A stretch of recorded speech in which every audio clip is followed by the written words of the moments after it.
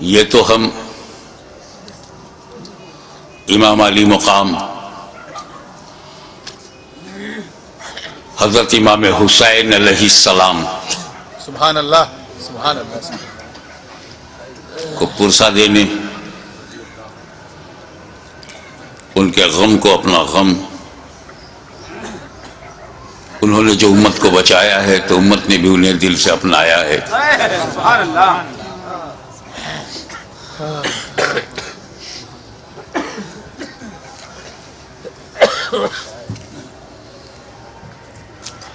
اس موڑ پر میں ایک مثال دینا چاہوں گا، تھوڑا سا بیک گراؤنڈ معلوم ہو۔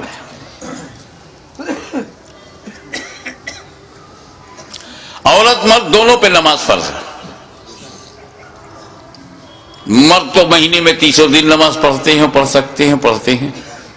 خواتین نہیں پڑھ سکتی۔ خواتین 30 دن لگاتار بغیر ناغے کے نماز نہیں پڑھ سکتی۔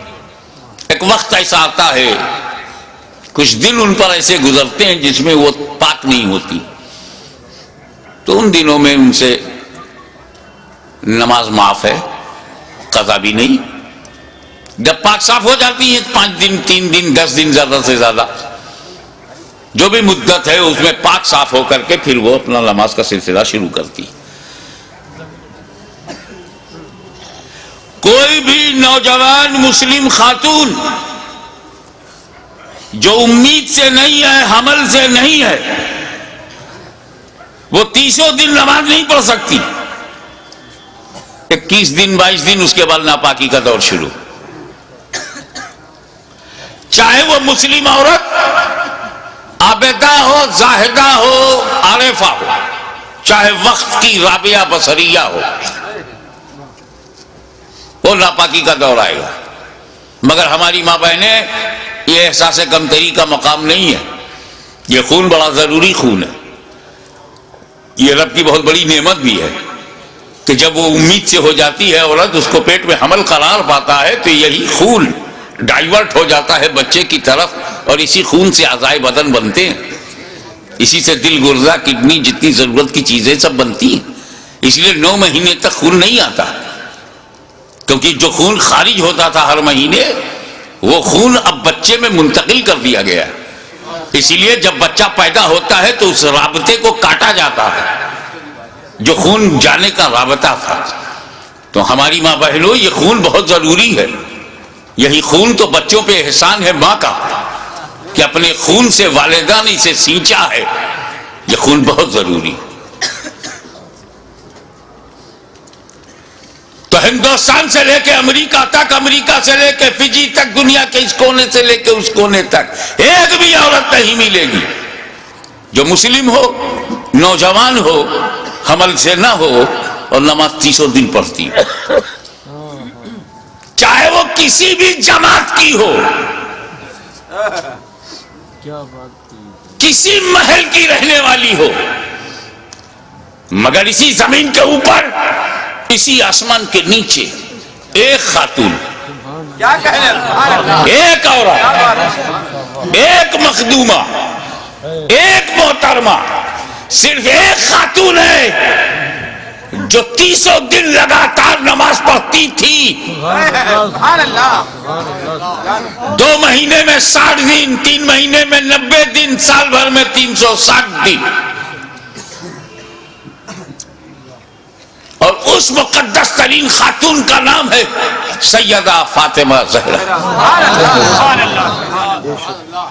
میں ان اختلافی روایات میں آپ کے ذہن کو بوجھل نہیں بنانا چاہتا کہ ایک رطوبت نکلتی تھی اور پھر خشک ہو جاتی تھی تو ظہر پڑھ لیتی تھی، عصر سے پہلے خشک ہو جاتی تھی تو پڑھ لیتی تھی، مغرب سے پہلے، ایسا کچھ کہا گیا ہے۔ ارے مدعا یہ نہیں ہے، مسئلہ یہ ہے کہ جو خون مانع صلاۃ ہے، جو نماز پڑھنے سے روکتا ہے، وہ خون حضرت فاطمہ میں نہیں تھا۔ وہ خون ہوتا تو انہیں بھی نماز میں رکنا پڑتا، پاکی کا انتظار کرتی، لیکن وہ خون ان میں تھا ہی نہیں، اس لیے مسلسل نماز پڑھتی رہی۔ لیکن میرے مولا سیدہ فاطمہ میں وہ خون نہیں تھا، مگر وہ خون تو بہت ضروری ہے، اسی خون سے بچے بنتے ہیں۔ اسی سے بچوں کا نشوونما ہوتی ہے، اعضائے بدن بنتے ہیں. اور جب وہ خون حضرت فاطمہ میں نہیں تھا کہ جب پیٹ میں امام حسن تھے، جب پیٹ میں امام حسین آئے، تو یہ دونوں بنے کس چیز سے؟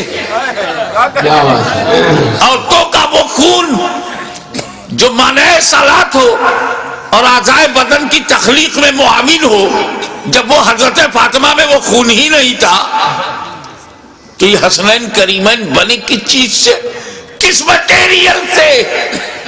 تو وہ کیا بتائیں گے جن کے سارے عقائد کسی نالے میں پٹے ہوئے ہوں؟ بتایا تو اس نے بتایا، بریلی کی چٹائی پر بیٹھ کر احمد رضا خان نے اعلان کر دیا تیری نسل پاک میں ہے بچہ بچہ نور کا.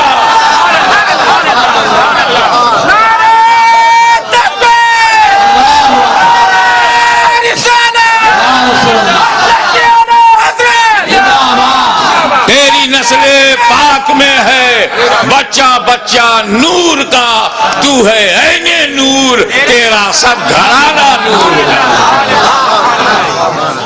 کا.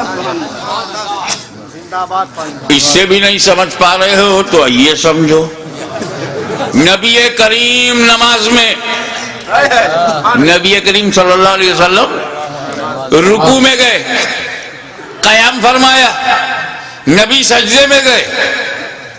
اب سجدے میں تم جا چکے ہو، بتاؤ کتنی اچھی فیگر بنتی ہے جب بندہ سجدے میں ہوتا ہے اور کوئی پیٹھ پر بیٹھ جائے تو بیٹھنے والے کو کوئی خطرہ ہی نہیں. رکوع میں ہوئے اور پیٹھ پر بیٹھے تو کچھ ڈس بیلنس ہونے کا خطرہ بھی. امام حسین بچپن میں بھی اتنے ذہین تھے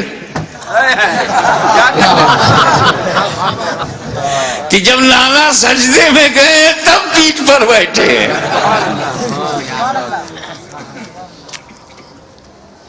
جو بچپن میں نبی کو پہچانتا رہا ہو وہ جوانی میں یزید کو پوری طور سے پہچان گیا ہوگا. یہ نہیں پہچان پا رہے ہیں، رضی اللہ عنہ کہہ رہے.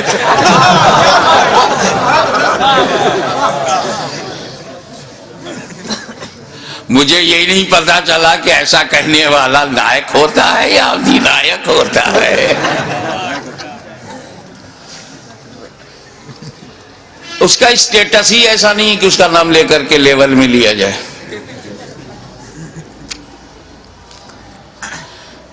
نبی کریم صلی اللہ علیہ وسلم سجدے میں ہیں، امام علی مقام بیٹھ گئے پیٹھ پر. تم بھی تو سجدہ کرتے ہو، سجدے میں کچھ دکھائی دیتا ہے؟ خیال کرو، ماتھا زمین پر، ناک زمین پر، آنکھ کے سامنے کچھ دکھتا کیا؟ آگے کا نہیں دکھتا. آنکھ کے سامنے جو زمین ہے وہی نہیں دکھتی، اور جو پیٹھ پر ہے نبی نے دیکھ لیا.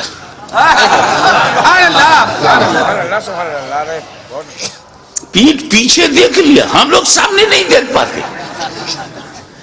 اب تو نہیں کہو گے نا کہ نبی کو دیوار کے پیچھے کی خبر نہیں.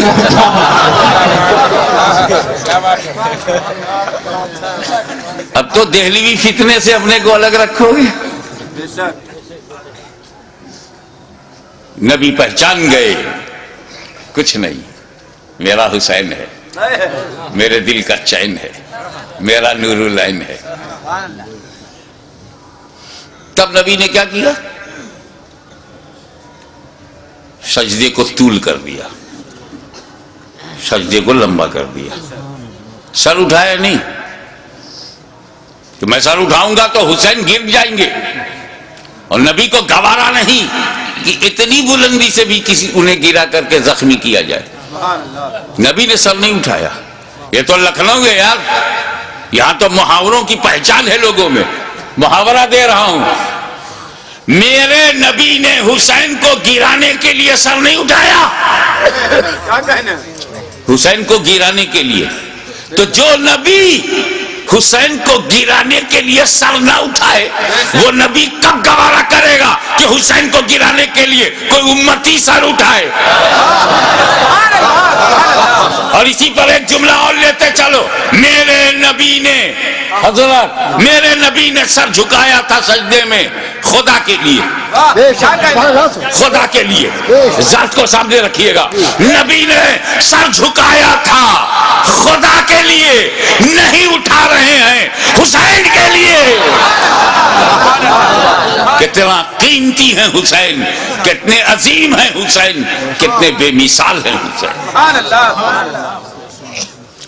اب اور غور کرو، نبی کریم سجدے کی حالت میں ہے اور پیٹھ پر امام حسین ہے، سائیکولوجیکل سچویشن کیا ہے؟ اگر حسین پیٹھ پر نہ ہوتے، امام حسین پیٹھ پر نہ ہوتے، پشت مبارک پہ نہ ہوتے، تو سبحان ربی الاعلیٰ سبحان ربی الاعلیٰ سبحان ربی الاعلیٰ 3 بار کہہ کے، 5 بار کہہ کے، 7 بار کہہ کے سر اٹھا سکتے تھے نا۔ جیسے ہی پیٹھ پر امام حسین بیٹھ گئے، گنتی بند۔ اب حضور، اب تسبیح حضور پڑھ رہے ہیں، گن نہیں رہے، دھیان اس پر ہے کہ ابھی بھی پیٹھ پر ہیں، گنتی بند۔ تو اب حضور کا کیا عالم تھا؟ زبان سے، سجدے کی حالت میں زبان سے کہہ رہے ہیں سبحان ربی الاعلیٰ سبحان ربی الاعلیٰ سبحان ربی الاعلیٰ سبحان ربی الاعلیٰ، دل میں ابھی حسین پیٹھ ہی پر ہیں، ابھی بھی پیٹھ پر ہیں، ابھی بھی پیٹھ پر ہیں، سبحان ربی الاعلیٰ سبحان ربی الاعلیٰ، ابھی بھی پیٹھ پر ہیں، سبحان ربی الاعلیٰ سبحان ربی الاعلیٰ۔ زبان سے ذکر خدا، دل میں خیال حسین، کتنا قیمتی ہے حسین، کتنے عظیم ہے حسین۔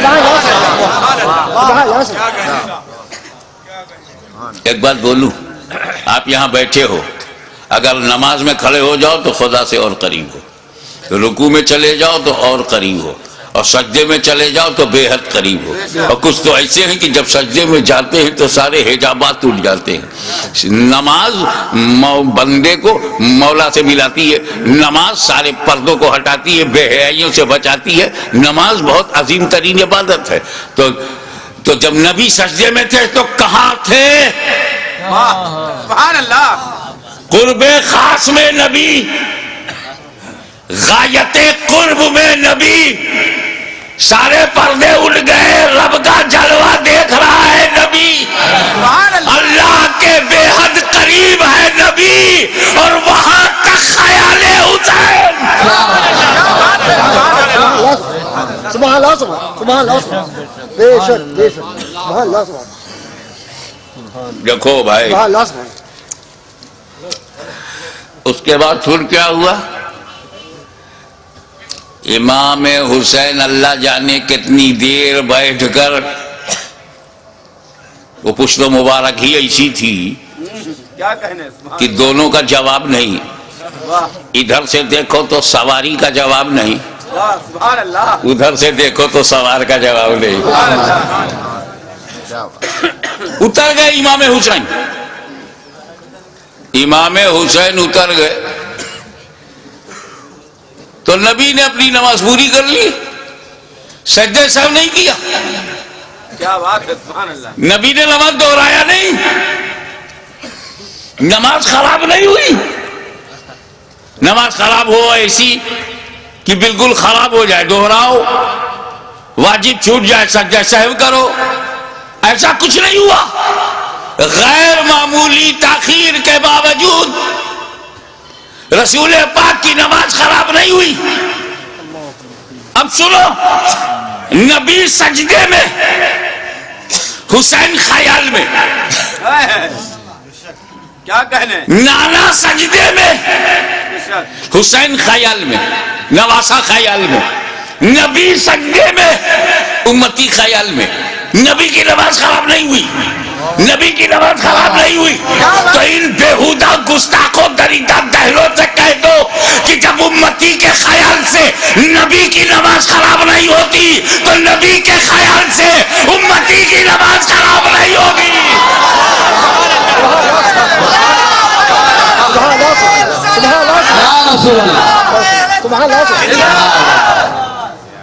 حضرات، منشائے نبی یہی ہے تم اس طرح نماز پڑھو گویا خدا کو دیکھ رہے ہو، کأنک تراہ۔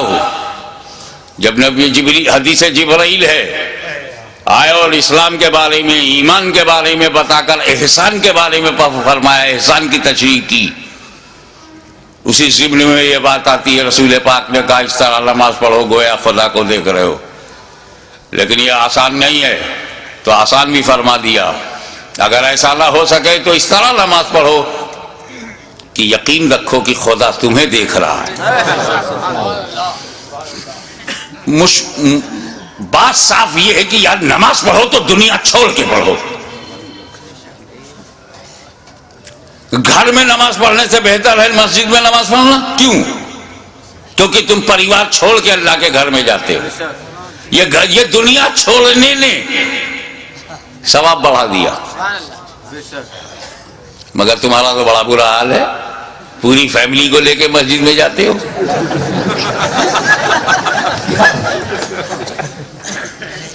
سر سجدے میں ہے، خیالات خدا جانے کہاں کہاں ہے۔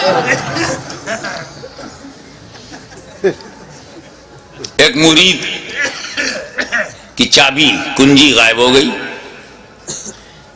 اس کی الماری میں بڑے ضروری ڈاکومنٹس تھے، دستاویز۔ پیر کے پاس گیا، حضور کوئی دعا بتا دیجئے، کنجی غائب ہو گئی ہے، اگر کنجی نہیں ملے گی تالا توڑنا مشکل ہے، اس میں کاغذات بہت اہم ہیں۔ پیر صاحب نے کہا جاؤ 2 رکعت نماز پڑھو۔ وضو کر کے جیسے ہی 2 رکعت نماز نفل کے لیے وہ کھڑا ہوا، دنیا بھر کے خیالات شروع۔ کیا کیا تھا، کیا کر رہا ہوں، کیا کرنا ہے، اسی میں یہ بھی یاد آ گیا کہاں رکھا ہے۔